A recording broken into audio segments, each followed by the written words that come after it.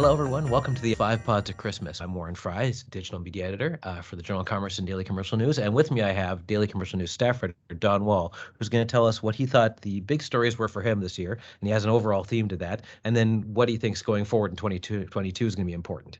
All right, Don, go ahead. What do you think were the big stories this year? Hey, Warren, glad to be here. Nice. Five Pods of Xmas, great idea. You've done a great job all year, so I like this theme as well. So congratulations on your body of work this year. Thank you. So, I'm kind of pulling from my, stories I've written all year long. And I was just happened to be thinking of, a major focus of our staff this year was mental health and addictions. Mm-hmm. So, linking that with, I just did a story on infrastructure investment in the U.S. We'll be reporting more on that in the coming year. So that'll be interesting and enlightening for us. I spoke to a representative of contractors, and I was struck with there's, the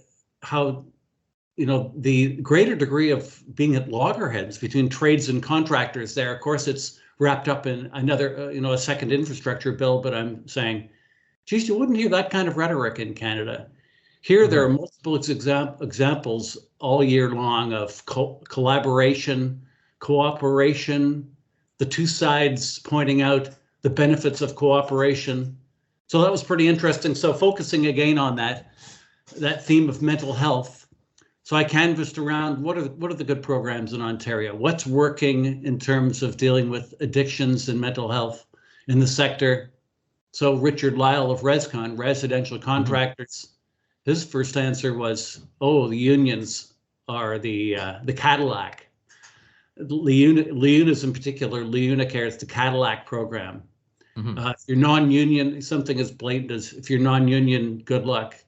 So, that's advocacy in there. So I called a representative who devised LIUNA Cares mental health program the past few years, many different entry portals into programming. Some are directly into traditional treatment for mental health. Some are, browse the site. Here's some introductory information. Take it a little further. You can have 24/7 consultation with counselors. So I said that's pretty sophisticated, pretty interesting. So that's supported, and of course, those come from benefit packages. Of course, right. You join a union, you get, they're always talking about benefits and good salary, good pensions and benefits. So here is a good example of benefits in action, dovetailing with our theme of what are the best treatment programs and what can we learn, what can other factors of the center. So that was a story we just wrote about a month ago that struck me, in conjunction with overall awareness this year of addictions and mental health. So that was a pretty cool story and enlightening for me. So then I'm looking on. Just a couple of weeks ago, I attended a retirement dinner. Patrick Dillon, business manager of the Ontario Building Trades. That's a coalition of all the building trades. Very powerful and respected gentleman in the sector. He was retiring. I talked to him a couple of times as he shared his thoughts on highlights of his career. So, just in the past 3 years, there was a pretty important set of discussions that were going on. What's the future of the skilled trades? We have the Ontario College of Trades here in Ontario. It's in its last month, actually. The Doug Ford government's replacing it with something called Skilled Trades Ontario. Right. So in the past 3 years, that has been in the works. But early on, around 2018, the Ford government announced it's going in a different direction from OCOT, the College of Trades, and there was discussions of how are we going to define the scopes of trades. Were we going to go to a skill set model? And Pat Dillon didn't like what he heard. He didn't quite claim complete, single-handed success in this, but he said I went in and spoke to Doug Ford, and as time went on, there was a reversal on that. It remains to be seen as the new STO, Skilled Trades Ontario, debuts, launches in January.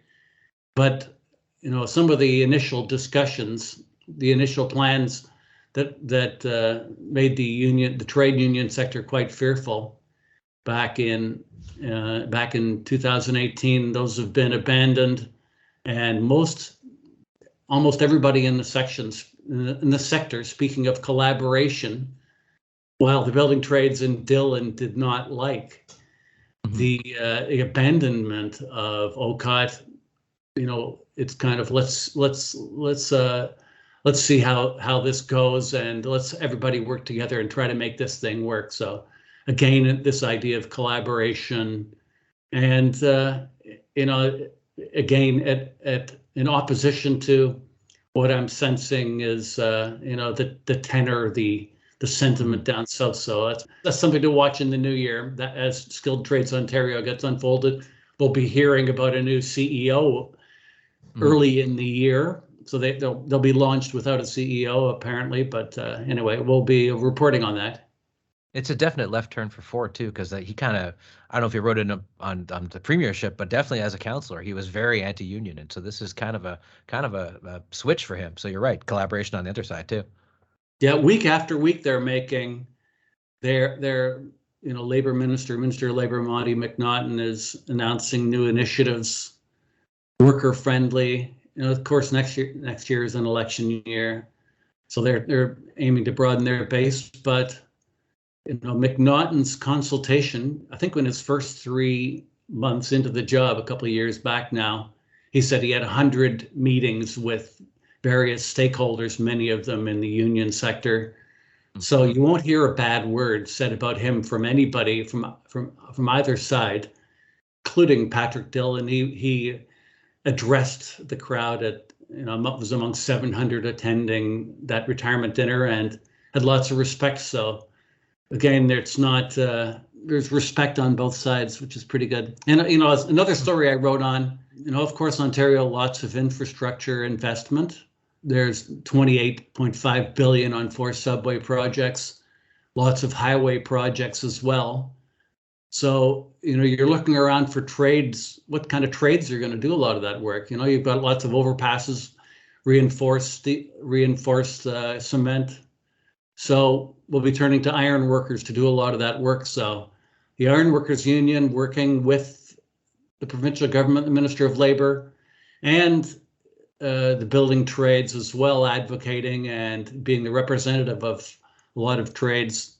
So who does Minister McNaughton turn to when he's saying we need, an ongoing need to bring more skilled workers on who can do some of this work? You can't, be spending 28.5 billion on projects if you don't have the contractors to do it on the one side, and of course it's the skilled trades. So how are we going to upskill, make sure our iron workers, there's enough of them who can do this work? So there's some programs, and a series of programs. Building trades was going to deliver a lot of them.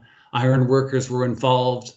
I think the minister was visiting, not sure if he was on site, but anyway, there's another example of collaboration. So looking into the new year, more building in Ontario, respect for the trades, contractors, employers, and the workers are, they're all realizing let's work together, providing good mental health treatment, providing adequate training.